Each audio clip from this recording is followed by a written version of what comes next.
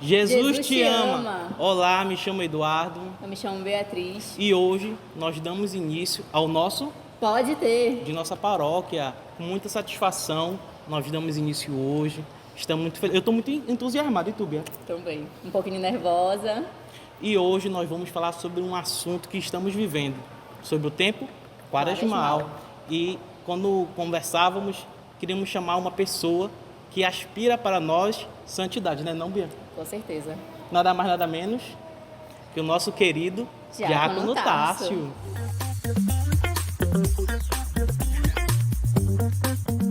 Olá, Diácono, seja muito bem-vindo ao nosso Pode Ter. Nosso primeiro convidado, estreando esse quadro junto com a gente. Nós estamos muito felizes de receber o senhor aqui. Seja muito bem-vindo. Obrigado, né? Então, é uma alegria estar iniciando, né, junto com vocês, esse quadro. Eu penso que é muito importante para a nossa igreja, para a nossa paróquia, a gente ter um momento como este, né, de podcast, de partilha, de conversa. Né? Com certeza, né, que esse entusiasmo ele possa sempre permanecer. Porque a gente, quando faz um momento desses, né, quando idealiza um momento desses, a gente não tem outra pretensão a não ser alcançar almas, a não ser evangelizar. Então, de fato, é para isso mesmo, Eduardo, como falou, Bia também, é para estarmos entusiasmados. Né? Eu também estou, né? Também lisonjeado por ser o primeiro convidado. Né? Espero que daqui para frente a gente possa ter essa experiência na nossa paróquia, né? Sobretudo nas nossas redes sociais, de ver esse momento de partilha, mas também de uma evangelização através, sobretudo, do Instagram, que é este meio no qual nós vamos assim também divulgando este momento de Pode Ter. Né? Certo. Diácono, a gente fez algumas perguntas no Instagram, né, da paróquia, mas antes das perguntas, nós gostaríamos de que o senhor falasse um pouco para nós, né, de quando se deu início a esse tempo quaresmal, como foi que iniciou, o intuito da igreja, que talvez possa ser, né, a dúvida de muitas pessoas, né? Por que a igreja vive esse momento, né? Assim, todo ano tem esse momento de preparação. O senhor possa explicar um pouquinho pra gente, né? Esse ensinamento. Se nós pegarmos, né, já numa tradição bíblica, desde o Antigo Testamento nós já vamos ver alguns personagens, né, que são, de certo modo, por se tratar do Antigo Testamento, prefiguração desta quaresma que o Cristo viveu e que nós estamos vivendo. Né? Nós temos, por exemplo, Moisés, quando passa 40 dias em oração no monte, e ali recebe de Yahvé, de Deus, as tábuas da lei. Nós temos também o profeta Elias, um outro exemplo, né? Inclusive os dois que foram mencionados no Evangelho durante esse período quaresmal, né? No Evangelho do segundo domingo da quaresma, quando na transfiguração aparece ali Moisés e Elias. Então, pega essas duas figuras, o Antigo Testamento, né? A profecia e a lei. Os dois grandes homens da lei e da profecia no Antigo Testamento já eram ali pessoas que viviam um retiro de 40 dias e se colocavam no monte, ou seja, num lugar à parte, num lugar inóspito, num lugar de difícil acesso de pessoas, para se colocar em oração, para se colocar mais próximos de Deus.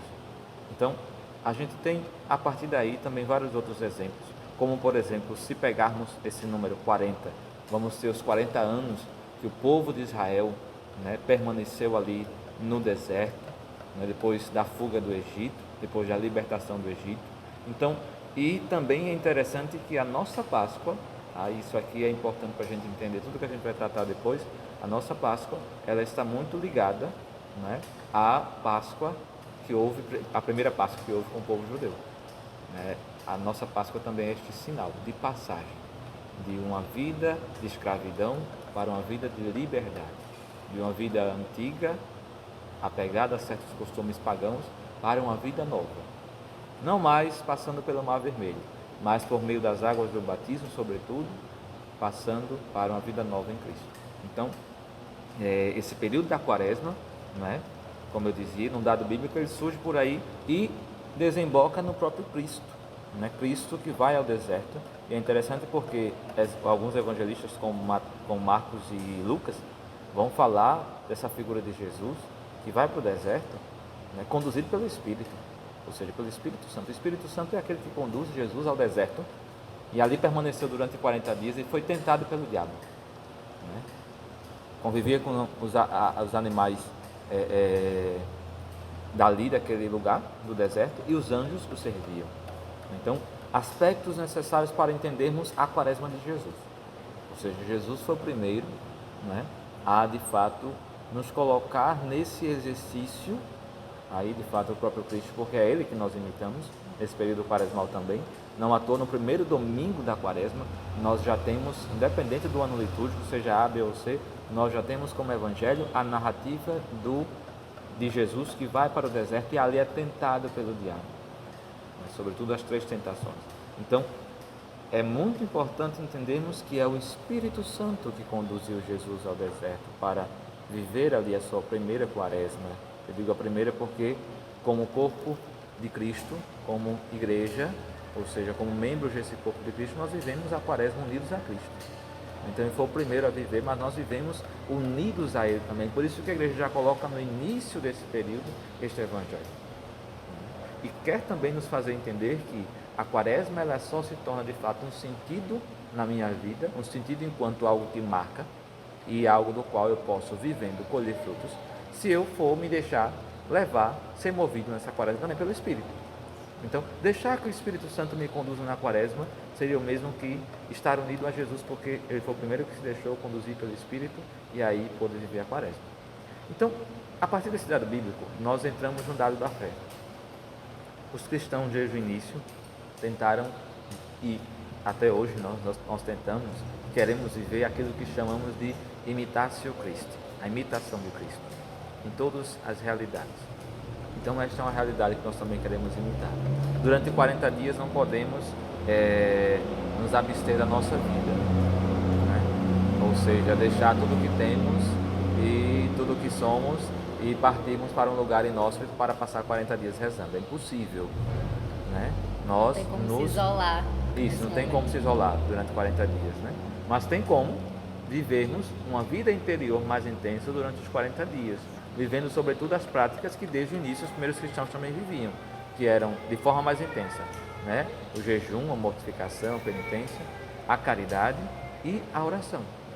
Então, estas 3 práticas, essas 3 dimensões da quaresma de maneira mais intensa, e aqui é interessante notar isso, de maneira mais intensa, porque essas 3 práticas, essas 3 dimensões da quaresma, elas não devem ser vividas somente na quaresma.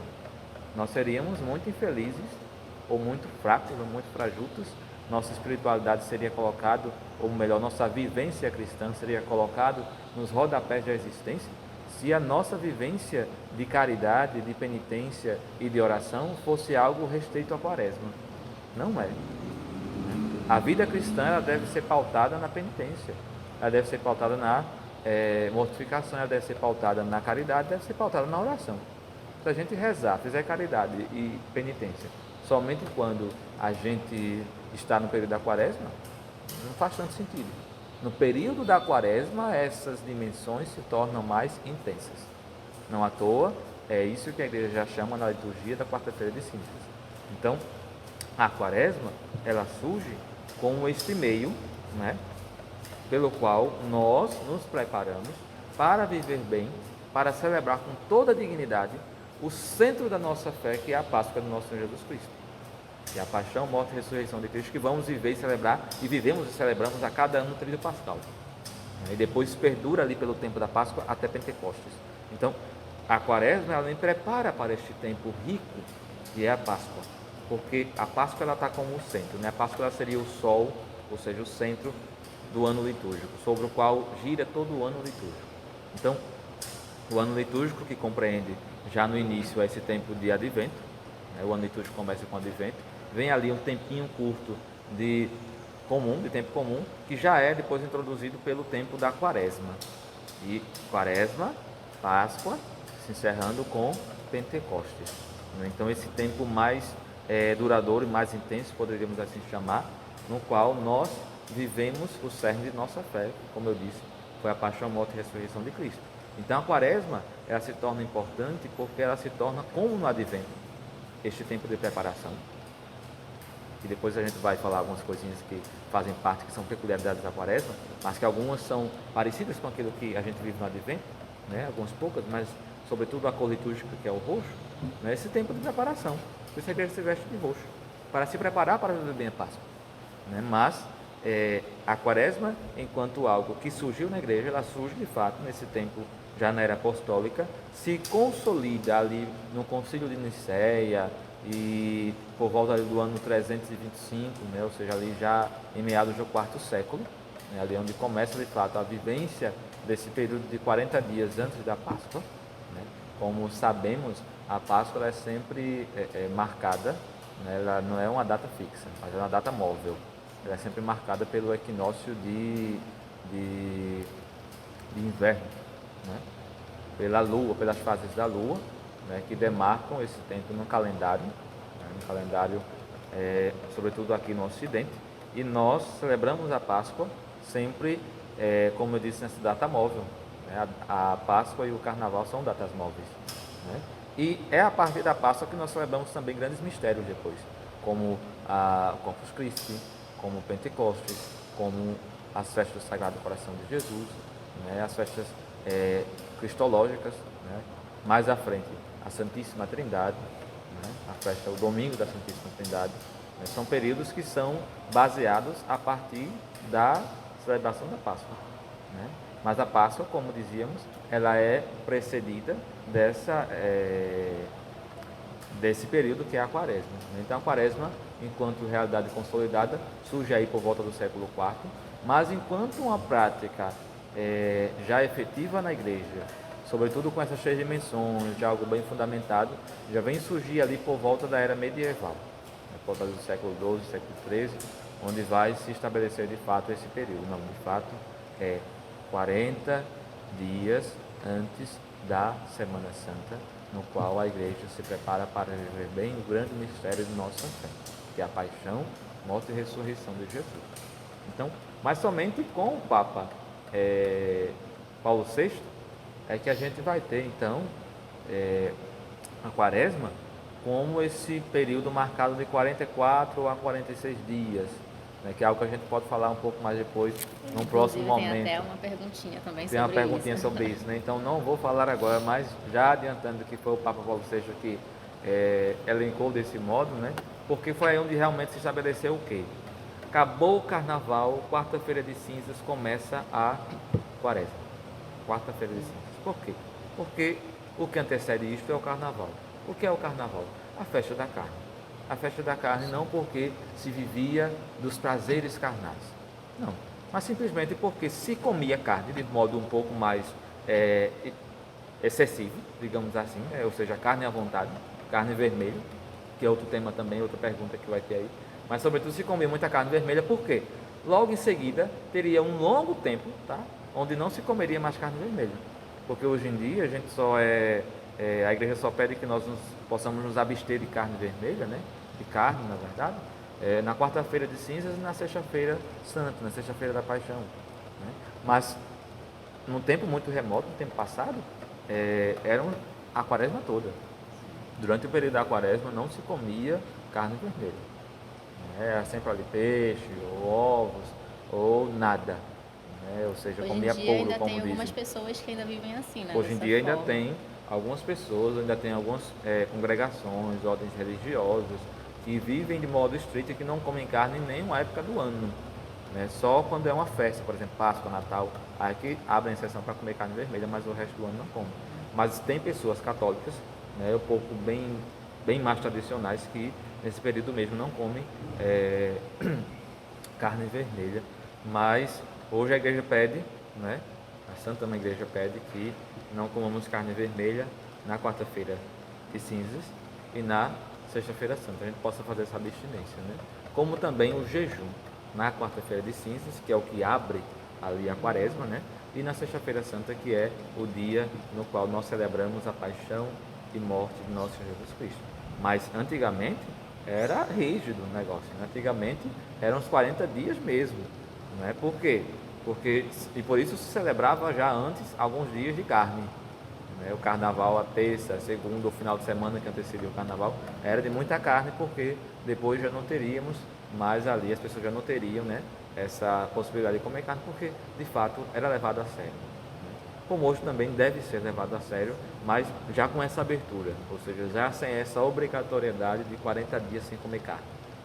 Mas tão somente a quarta-feira de cinzas e a sexta-feira da paixão, e usar deste momento de graça que é a quaresma. A quaresma é um momento de muita graça. Um momento de muita graça porque as pessoas, elas têm, sobretudo, o consumo mais intenso de, além dessas práticas, dessas dimensões que a gente já mencionou, de procurar com mais fervor, com mais intensidade, o sacramento da confissão. Tendo em vista de quê? Qual é a finalidade disto? É viver bem a Páscoa. Né? E é este, inclusive, uma orientação da igreja, que a gente se confesse ao menos uma vez por ano. Ao menos. Não é confessar-se uma vez por ano. Mas é pelo menos, uma vez por ano, que é nesse período da Páscoa. Mas, se possível, um pouco antes da Páscoa. Para que na Páscoa você possa estar na graça, né, e assim poder celebrar, como diz, né, o texto bíblico, que Cristo, nossa Páscoa, foi imolado. Celebremos a festa com os pães ázimos da pureza e da verdade. Ou seja, o pão ázimo da pureza, o pão ázimo da verdade.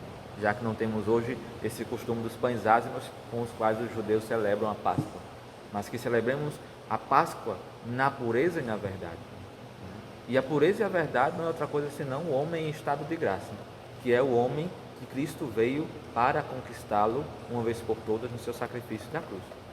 Porque quando nos preparamos para viver bem o mistério pascal que vamos celebrar depois da quaresma, nos preparamos para celebrar o Cristo que vem e por meio da paixão, morte e ressurreição instaura, realiza na humanidade a nova criação.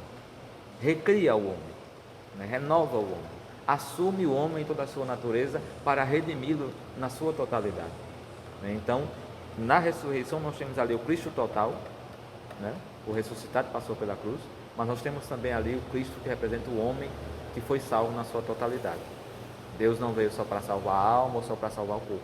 Deus veio e se encarnou e por meio da encarnação, paixão, morte e ressurreição, salvou o homem por inteiro. E essa que é a beleza da nossa fé e que nós vamos celebrar na Páscoa, e por isso nós precisamos deste tempo para nos preparar bem para tal. Então, é por isso que a quaresma surge na igreja como essa imitatio Christi, né? Essa imitação de Cristo, que vai para o deserto para viver ali de maneira mais intensa a oração, né? E ali o retiro, e por isso a quaresma ela tem também esse teor de um retiro espiritual, né? Por isso a quaresma ela deve ser um tempo onde a gente se dedica mais à leitura da Sagrada Escritura, à meditação da Via Sacra. As Vias Sacras penitenciais, por exemplo, essa rezar a Via Sacra às 5 horas da manhã, como a gente faz aqui na paróquia, é uma penitência, né? Sim. Se a gente vai rezar de 5, então tem que acordar umas 4 e alguma coisa por ali, para 5 horas estarmos já ali prontidão rezando a Via Sacra, que é uma oração, né, que é uma prática de piedade, mas que também nos remete a este mistério, que foi a paixão de Jesus, né, que nós vamos celebrar de maneira mais intensa no Tríduo Pascal. Então, essas práticas de piedade devem ser intensificadas, né, o texto da misericórdia, né, o rosário, a adoração eucarística, né, uma vida de fé ainda mais intensa. É aquilo que se espera, e por isso que a igreja instaura e vive todos os anos a quaresma, para que a gente possa, com toda a nossa dedicação e de forma mais intensa, nos prepararmos de todo o nosso coração para celebrarmos assim a Páscoa do Senhor. Perfeito. Depois de uma explicação dessa, Olha, eu fiquei calado aqui, Bia, porque não é? para mim foi uma catequese. Eu queria um caderninho para estar anotando assim, né? Catequese. Eu fiquei aqui olhando o Senhor assim, misericórdia. Esse momento É lindo ser católico. extasiado. É lindo ser perfeito. católico. Lindo, Simplesmente. É Ser lindo. católico é maravilhoso. Ainda mais assim, né? Depois de uma explicação dessa, conhecendo ainda mais o porquê. Sim. Olha, para você entender, né? Nada que a igreja propõe para nós é algo que foi assim. Da cabeça do homem. Não, tudo provém de Deus, tudo é algo do Espírito, né? E o diácono falou aqui maravilhosamente bem sobre esse assunto, né, sobre a quaresma para nós. Agora nós iremos para as perguntas. Bom, vamos começar então pela cor roxa, né, que o senhor mesmo já tinha dado início aí do porquê então se usa o roxo nesse momento, né, nesse período quaresmal. Veja bem, a cor roxa ela faz parte daquelas 4 cores principais, são as cores litúrgicas, né? Que é o roxo, o branco, o vermelho e o verde. Mas como especificamente a pergunta sobre a cor roxa nesse período quaresmal, a cor roxa, quando a igreja se reveste de roxo, né, ela nos convida a partir daquela cor, né, daquele simbolismo da cor, a uma atitude de penitência, né, e a uma atitude de espera. Aí quando a igreja usa roxo, no advento, como eu falei ainda há pouco, na quaresma, missa dos fiéis defuntos e também uma celebração de exéquia, né, ali diante do corpo, a missa do corpo presente, enfim, nesses momentos. Por conta dessas duas finalidades, né, da espera, né, ou seja, o advento, a espera daquele que há de vir, por isso se reveste de roxo, mas também no velório ou numa celebração do fiel defunto, se veste de roxo por quê? Porque aquele que morreu está esperando a ressurreição. Está esperando a ressurreição dos mortos, que é a profissão de fé. Creio na ressurreição dos mortos, na remissão da carne, na ressurreição da carne. Então, é também essa espera. Mas, sobretudo, na quaresma, porque também nos remete à penitência. O tecido que é envolto à cruz, né, é remetendo à penitência. Porque nos recorda que se esse é um tempo no qual eu espero a Páscoa, tá? Não deixa de ser uma espera, diferente do advento, mas é uma espera também, é uma preparação, ou seja, há que se ter aqui a virtude da esperança, né, da expectação, ou seja, de aguardar ansiosos por aquele momento sublime que celebraremos, que é o tríduo pascal e a Páscoa, o tempo da Páscoa, mas também nos remete já a esta preparação penitente, ou seja, nos colocar de fato naquilo que nós somos, pecadores, né? Nos colocar e dizer, Senhor, eu sou pecador, e porque eu sou pecador, eu vou buscar o sacramento da confissão, e o padre no sacramento da confissão também usa a estola roxa, para nos recordar daquilo que nós somos. Então, quando a igreja ela usa roxo, ela usa sobretudo para que nós tomemos consciência de que daquilo que nós somos, daquilo que nós esperamos. Nós somos o quê? Pecadores. E por isso nós precisamos pedir perdão, a penitência, né? Penitenciar-se, pedir perdão a Deus dos pecados, mas também esperar. Esperar o quê? Na confissão vou esperar a misericórdia de Deus, por meio do ministro, do padre, né? E na quaresma eu vou aguardar com ansiedade a Páscoa que eu vou celebrar. Mas até a Páscoa chegar eu vou estar ali numa atitude penitencial, de penitência. Perfeito. Muito bem. Tem mais uma pergunta que foi botada, né, no Instagram da paróquia, que é a seguinte: por que não se canta o Glória e o Aleluia? Muito bem. Glória e aleluia na missa são cânticos de exultação, de alegria, de júbilo, né? O Glória, por exemplo, ele tem o seu refrão lá no Evangelho de São Lucas, quando os anjos vão anunciar aos pastores o nascimento do Salvador, né? Glória a Deus nas alturas e paz na terra aos homens, por ele amado, aos homens de boa vontade. Então é um canto de exultação, um canto de glória, um canto angélico, tá? E o aleluia também, né? O aleluia é essa aclamação hebraica que também remete a uma exultação, a um cântico de alegria. Sendo eles cânticos de alegria, mas tendo cada um de nós adentrado na quaresma, de viver este tempo de penitência e de mortificação, ou seja, de entristecer-nos pelos nossos pecados, né, de nos mortificarmos, mas também de nos prepararmos para a Páscoa, né? Então, a igreja, ela emudece nesses cânticos, né, de aleluia e de glória, para cantá-los com toda a solenidade, com toda a alegria na Páscoa. Bom, então, a próxima pergunta que foi feita lá é por que não se come a carne vermelha, né? E aí eu quero incrementar ela. Como o senhor falou, que a igreja pede para não ser comida na quarta-feira, né, de cinzas, e na sexta-feira santa. Então, no caso, fica aberto nesse período de quartas e sextas, durante a quaresma, para se comer, ou realmente não se pode comer? Muito bem, boa pergunta. Na quarta-feira de cinzas, na sexta-feira santa, além da abstinência de carne, também está atrelado o jejum. né? Então, são dias de observância. Né? Nas demais sextas-feiras, não só da quaresma, mas do ano, de acordo com o Código de Direito Canônico, a igreja vai pedir que se guarde a abstinência de carne. Né? Não é que se deve comer carne somente nas sextas-feiras da quaresma. Na verdade, nenhuma sexta-feira do ano se deve comer carne vermelha, com exceção das sextas-feiras nas quais se tem uma solenidade.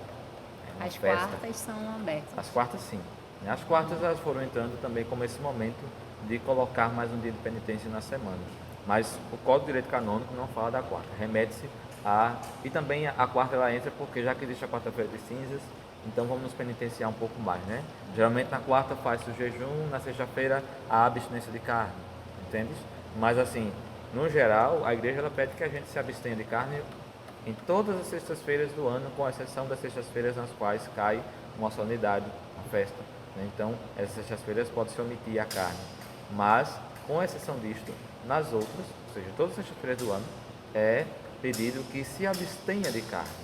A CNBB, né, que aí é onde o direito canônico coloca esta observância da abstinência de carne nas sextas-feiras do ano para as conferências episcopais de cada país, no nosso caso a CNBB, ela coloca como algo que pode ser substituído por outra penitência. Ou seja, em vez de me abster de carne, eu posso consumir carne e me abster e realizar outra penitência que seria um ato de piedade, um ato de caridade, né? E vai se colocando ali outras formas de viver essa penitência. Mas veja, isso que eu estou falando se remete-se a todas as sextas-feiras do ano, inclusive a da quaresma. Mas quarta-feira de cinza e sexta-feira santa não se pode de maneira alguma, né, se omitir, né, ou seja, não fazer abstinência de carne e também de alimentos, no caso do jejum. Com exceção de quê? Pessoas acima de 60 anos, pessoas de idade, claro, acima de 60 anos é de idade, né? Pessoas que têm alguma doença, né, alguma enfermidade que não possa comer frutos do mar, ou que não possa comer sem carne vermelha. Tem pessoas que precisam comer carne vermelha, né, enquanto proteína necessária para algum condicionamento físico ou coisas do tipo. Mas, no geral, né, as pessoas com as devidas disposições, ou seja, o jejum a partir dos 18 anos, a abstinência de carne a partir dos 14, já deve ser observada, né, na quarta-feira de cinza e sexta-feira santa. Mas a abstinência de carne o ano todo, com essas observações que eu acabei de fazer. Tem mais uma pergunta. Por que não se toca sineta? Sineta, carrilha, né?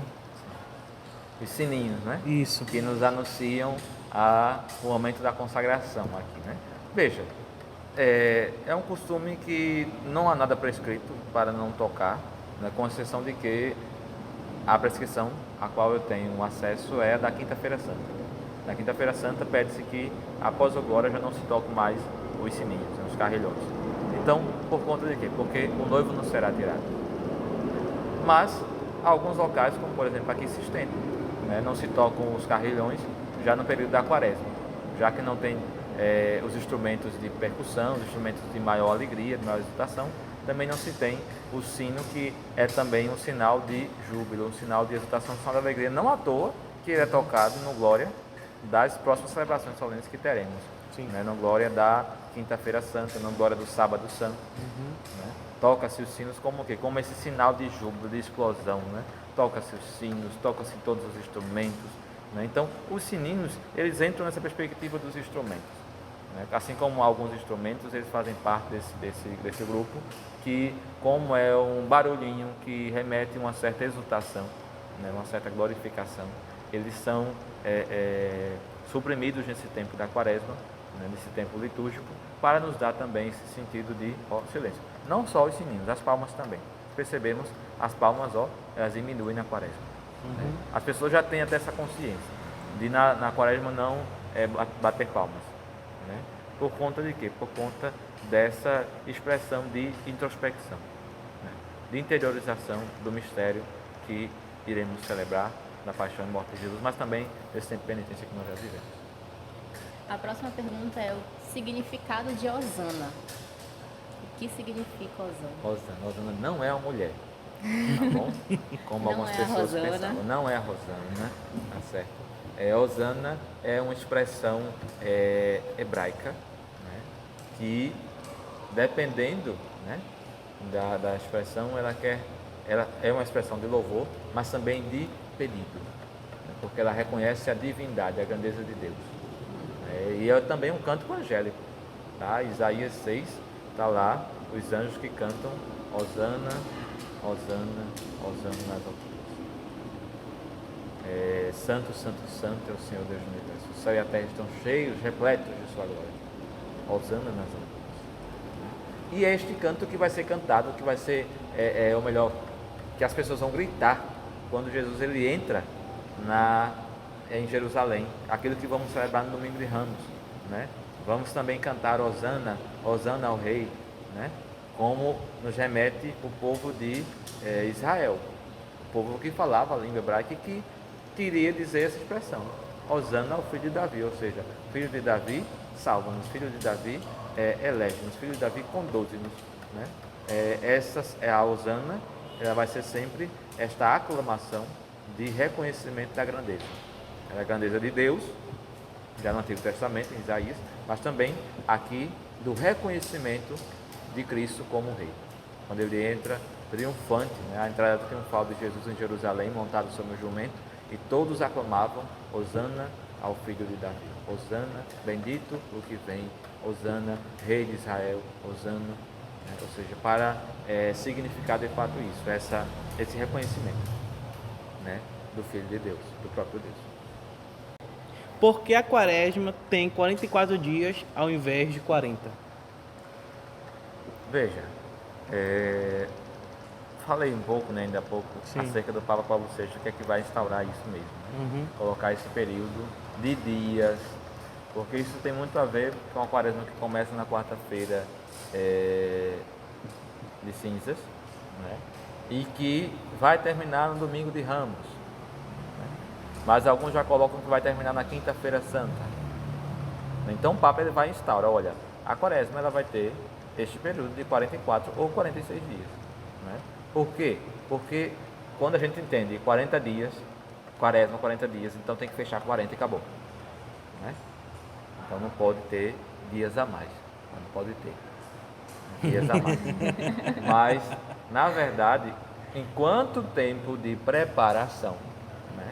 Se olharmos enquanto tempo de preparação, para quê? Para a Páscoa do Senhor Jesus, para celebrarmos a Páscoa, né? O tríduo pascal sobretudo, vai dar mais de 40 dias. Então, o Papa Paulo VI instaurou esse tempo porque ele entendeu que este período de pouquinho mais de 40 dias é o tempo, de fato, em que a igreja se prepara para esse momento ápice, né, para o cume da nossa fé, que é o tríduo pascal. Então, já que o cume é o tríduo pascal, até antes do tríduo pascal é quaresma, né?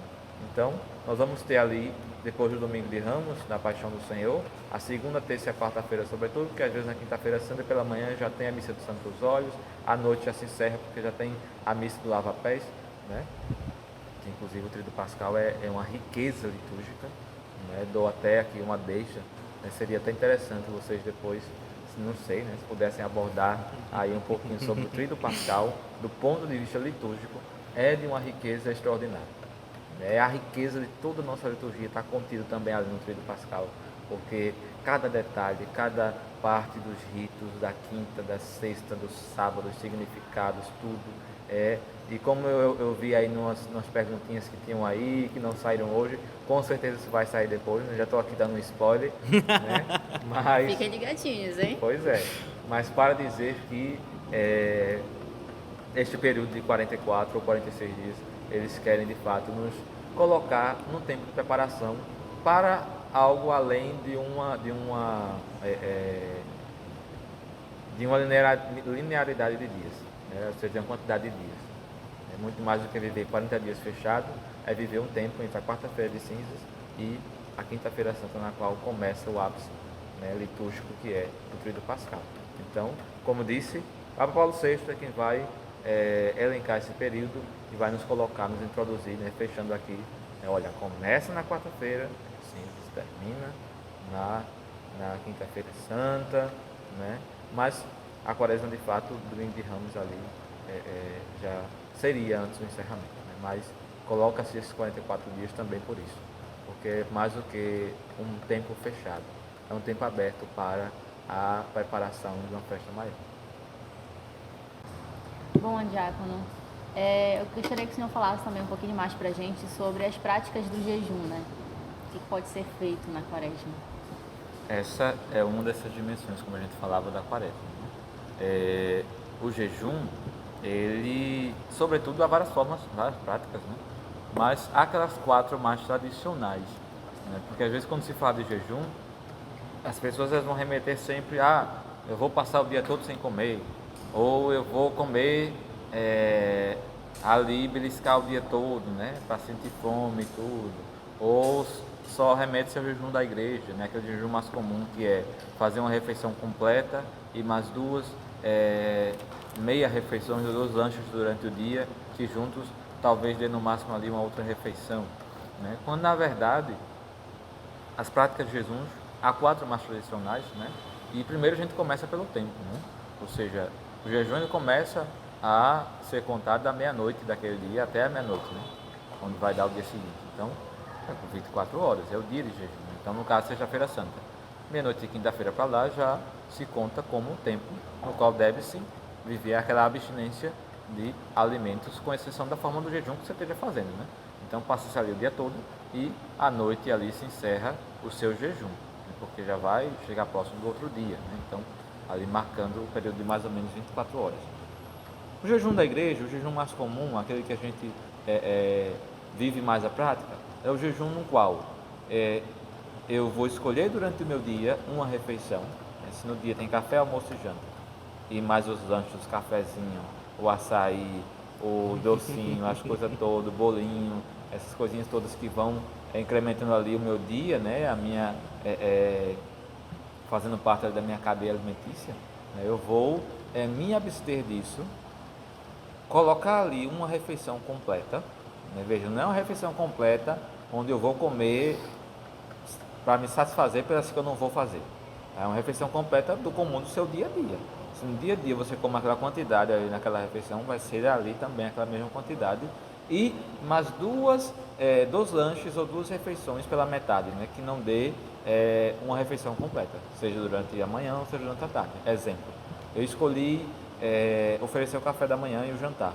Então, café da manhã, em vez de tomar café, eu vou ali comer só um pão, ou alguma coisa de pouco, ou uma vitamina, né? Ou algo do tipo. Pronto, durante o dia não como mais nada. Na hora do almoço, eu não ofereci o almoço, então vou almoçar normalmente. E depois, fechou a boca de novo, só para o próximo do horário do jantar, eu farei uma outra refeição pequena, né? Contanto que a refeição da manhã e da noite não dê uma refeição completa, né? E tenha também aquela refeição completa durante o dia, que foi nesse caso o almoço, pode ser o café da manhã, né? Comer bem no café da manhã e ofertar o almoço e a janta, ou vice-versa.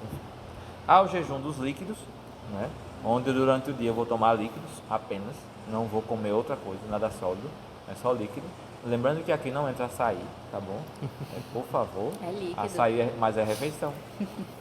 É líquido mesmo, uma coisa rala, né? E no máximo um caldo bem ralo, né? Mas café, suco, né? Uma vitamina se for rala, né? Alguma coisa que venha a causar aquela satisfação que o açaí faz na vida da gente, né? Não é bom, não é permitido, porque senão não faz sentido, né? O jejum de líquido, não é de comida pastosa, né? Então, aquilo que é pastoso, ninguém vai querer um açaí ralo, né? Então, tem certeza nesse dia, tem gente que é capaz até de fazer a aguinha do açaí, um suco de açaí, né, Eduardo? E querer tomar, sobretudo aquelas pessoas que não passam um dia sem açaí. Oferta o açaí, né? Então, é o jejum dos líquidos, né? Tomar café, tomar chá, tomar suco, durante o dia todo ali, até acabar aquele dia, né? Ou seja, mas não come nada sólido. Há o jejum a pão e água, que é o jejum de comer pão quando sentir fome, beber água quando sentir sede. E por que não come pão e água junto? Vou comer o pão seco, vai? Porque se comer pão e água junto, geralmente, sobretudo esses pães que a gente tem com fermento, eles vão fermentar no estômago e pode causar alguma náusea ou dar algum probleminha ali ao fermentar no estômago, né? Então, o ideal é comer pão quando sentir fome, tomar água quando sentir sede, e assim vive-se também o seu jejum. E há o jejum total, que é aquele jejum, ó, começou o dia, ó, fecha a boca, nem água, quer dizer, água entra, nem café, suco. Todas essas outras coisas que eu falei que pode ser colocado no jejum não entram nisso. É total, é só água. Mas com exceção disso, essas são as práticas de jejum. Então, e isso é aquilo que a gente pode viver não somente na quaresma, mas o ano todo. Como a gente falou, não é uma prática da quaresma, é uma prática do ano todo, que na quaresma é colocada de modo mais intenso, sobretudo quarta-feira de cinzas e sexta-feira santa. Perfeito. Muito bem, perfeito mesmo. Olha, eu amei ter o senhor conosco, né? Não é não, Bia? Foi um prazer Égua, você vir aqui. égua não. Foi muito bom ter o senhor conosco, né? Eu que agradeço também, né? Na verdade, é uma alegria poder estar no início, né, do Pode Ter, né? Também aqui, como eu falei no início, viver este momento junto com vocês e dizer de fato que a gente deve evangelizar, como nos ensina o nosso fundador, né? De todas as formas para povoar o céu. Não importa a forma como o meio, né? Mas dos meios que nós pudermos, nós devemos nos lançar mesmo para a evangelização, para a salvação das almas. Isso é muito bom e eu fico muito feliz de estar aqui com vocês, meus irmãos, vivendo esse momento também de partilha, né? De entendimento.